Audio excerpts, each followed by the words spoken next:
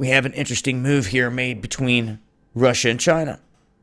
A huge Vostok military exercise, and Vostok means east, from Russia. This was all drawn up to deal with China in case they had a slugfest with China. Not no more. Huge shifts are happening.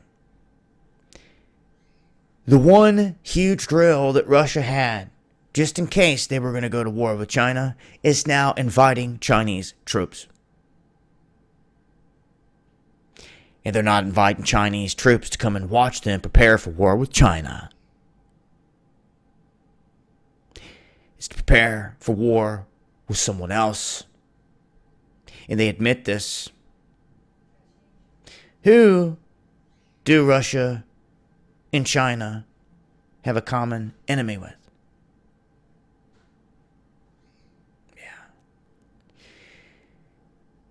Mainstream's not going to paint the picture the way that it really is and the way that it's really going down.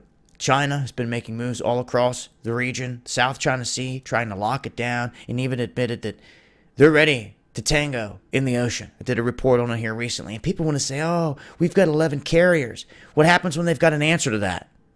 What happens when you can sink slow carriers out in the ocean? Because China has surpassed us in the size of their navy. They have now surpassed us in the number of vessels. That's why I did the last video.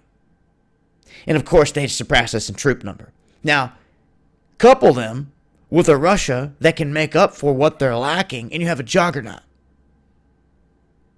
If one's lacking in one area, the other can make up for it. Why is it that the United States just reactivated its second fleet? Is anyone paying attention? You're talking about a whole fleet that was retired, for crying out loud.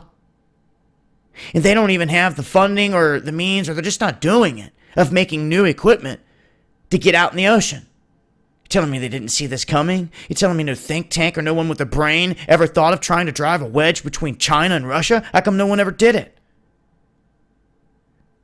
Here on this world stage.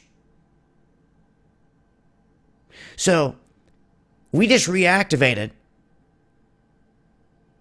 the second fleet to deal with the Atlantic and the Arctic because of Russia and what they're calling bad actors. Because we don't have any vessels to send out there. None are made. You have to reactivate some old-ass equipment. And that's what we're using out there. We only got a couple of icebreakers to send up into the Arctic, while Russia has dozens. And now these two carrying a massive drill that used to be geared toward one another, that is now geared toward us, as in U.S. us.